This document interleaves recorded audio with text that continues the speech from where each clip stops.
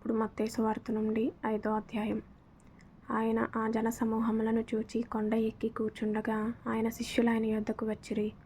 అప్పుడాయన నోరు తెరచి ఇలాగు బోధింపసాగెను. ఆత్మ విషయమై దీనులైన వారు ధన్యులు, పరలోక రాజ్యము వారిది. దుఃఖపడు వారు ధన్యులు, వారు ఓదార్చబడుదురు.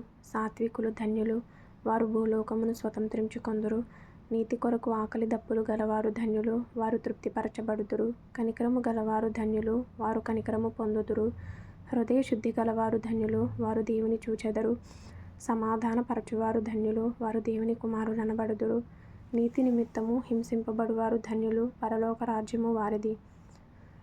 నా నిమిత్తము జనులు మిమ్మును నిందించి హింసించి మీ మీద అబద్ధముగా చెడ్డ మాటలెల్ల పలుకునప్పుడు మీరు ధన్యులు. సంతోషించి ఆనందించుడి, పరలోకమందు మీ ఫలము అధికమగును. ఇలాగున వారు మీకు పూర్వమందుండిన ప్రవక్తలను హింసించిరి. మీరు లోకమునకు ఉప్పై యున్నారు. ఉప్పు నిస్సారమైతే అది దేని వలన సారము పొందును? అది బయట పారవేయబడి మనుషుల చేత త్రొక్కబడుటకే గాని మరి దేనికిని పనికిరాదు. మీరు లోకమునకు వెలుగై యున్నారు. కొండ మీద నుండు పట్టణము మరుగై ఉండనేరదు. మనుషులు దీపము వెలిగించి కొంచెము క్రింద పెట్టరు, కానీ అది ఇంట నుండి వారికందరికీ వెలిగిచ్చుటకై దీపస్తంభము మీదనే పెట్టుదురు. మనుష్యులు మీ సత్క్రియలను చూచి పరలోకమందున మీ తండ్రిని మహిమపరచునట్లు వారి ఎదుట మీ వెలుగు ప్రకాశింపనీయుడి.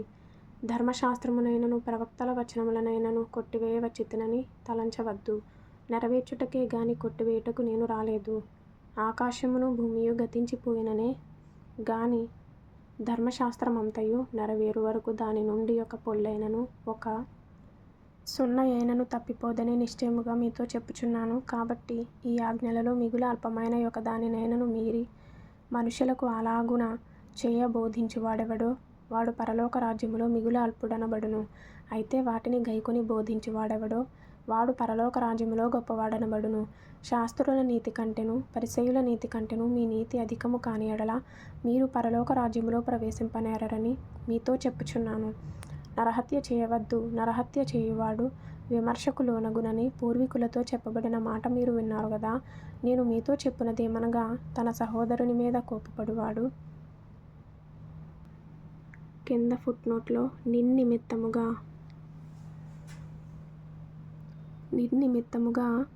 తన సహోదరుని మీద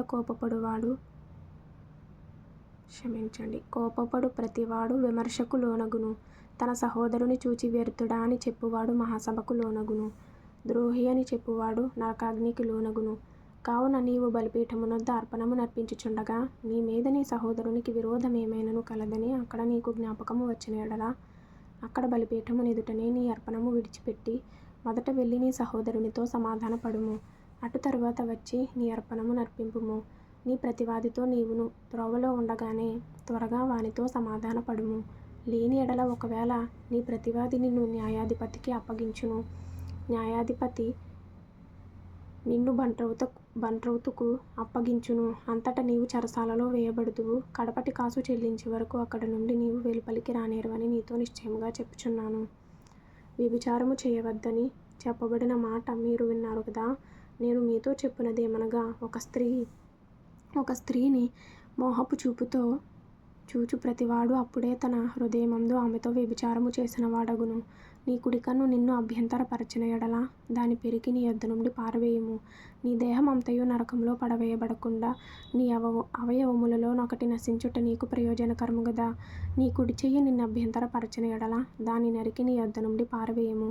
నీ దేహమంతయు నరకంలో పడకుండా నీ అవయవములలో ఒకటి నశించుట నీకు ప్రయోజనకరము గదా. తన భార్యను విడనాడువాడు ఆమెను పరిత్యాగ పత్రిక ఇయ్యవలెనని చెప్పబడి ఉన్నది గదా. తన భార్యను విడనాడువాడు ఆమెకు పరిత్యాగ పత్రిక ఇయ్యవలెనని చెప్పబడి ఉన్నది గదా. నేను మీతో చెప్పునదేమనగా, వ్యభిచార కారణమును బట్టి గాక తన భార్యను విడనాడు ప్రతివాడును ఆమెను వ్యభిచారినిగా చేయుచున్నాడు. విడనాడబడిన దానిని పెండ్లాడువాడు వ్యభిచరించుచున్నాడు. మరియు నీవు అప్రమాణము చేయక నీ ప్రమాణములను ప్రభువునకు చెల్లింపవలెనని పూర్వీకులతో చెప్పబడిన మాట మీరు విన్నారు గదా. నేను మీతో చెప్పునదేమనగా, ఎంత మాత్రము ఒట్టు పెట్టుకొనవద్దు, ఆకాశము తోడనవద్దు, అది దేవుని సింహాసనము. భూమి తోడనవద్దు, అది ఆయన పాదపీఠము. యెరూషలేము తోడనవద్దు, అది మహారాజు పట్టణము. నీ తల తోడని ఒట్టు పెట్టుకొనవద్దు. నీవు ఒక వెంట్రుకనైనను తెలుపుగా గాని నలుపుగా గాని చేయలేవు. నీ మాట అవునంటే అవును, కాదంటే కాదు అని యుండవలెను. వీటికి మించునది దుష్టుని నుండి పుట్టునది. దుష్టుని నుండి అనేది కింద ఫుట్నోట్లో కీడు నుండి. కంటికి కన్ను పంటికి పళ్ళు అని చెప్పబడిన మాట మీరు విన్నారు గదా. నేను మీతో చెప్పునదేమనగా, దుష్టుని ఎదిరింపక నిన్ను కుడి చెంప మీద కొట్టు, వాని వైపునకు ఎడమ చెంప కూడా త్రిప్పుము. ఎవడైనను నీ మీద వ్యాజ్యము వేసి నీ అంగీ తీసుకొనగోరిన ఎడల వానికి నీ పై వస్త్రము కూడా ఇచ్చివేయుము. ఒకడు 1 మైలు దూరము రమ్మని నిన్ను బలవంతము చేసిన ఎడల వానితో కూడా 2 మైళ్ళు వెళ్ళుము. నిన్ను అడుగు వానికిమ్ము. నిన్ను అప్పు అడుగ గోరువాని నుండి నీ ముఖము త్రిప్పుకొనవద్దు. నీ పొరుగువాని ప్రేమించి నీ శత్రువును ద్వేషించుమని చెప్పబడిన మాట మీరు విన్నారు గదా. నేను మీతో చెప్పునదేమనగా, మీరు పరలోకమందున్న మీ తండ్రికి కుమారులై ఉండునట్లు మీ శత్రువులను ప్రేమించుడి, మిమ్మును హింసించు వారి కొరకు ప్రార్థన చేయుడి. ఆయన చెడ్డవారి మీదను మంచివారి మీదను తన సూర్యుని ఉదయింపజేసి నీతిమంతుల మీదను అనీతిమంతుల మీదను వర్షము కురిపించుచున్నాడు. మీరు మిమ్మును ప్రేమించు వారిని ప్రేమించిన ఎడల మీకేమి ఫలము కలుగును? సుంకరులను అలాగు చేయుచున్నారు గదా. మీ సహోదరులకు మాత్రము వందనము చేసిన ఎడల మీరు ఎక్కువ చేయుచున్నదేమి? అన్యజనులను అలాగు చేయుచున్నారు గదా. మీ పరలోకపు తండ్రి పరిపూర్ణుడు గనుక మీరును పరిపూర్ణులుగా ఉండెదరు.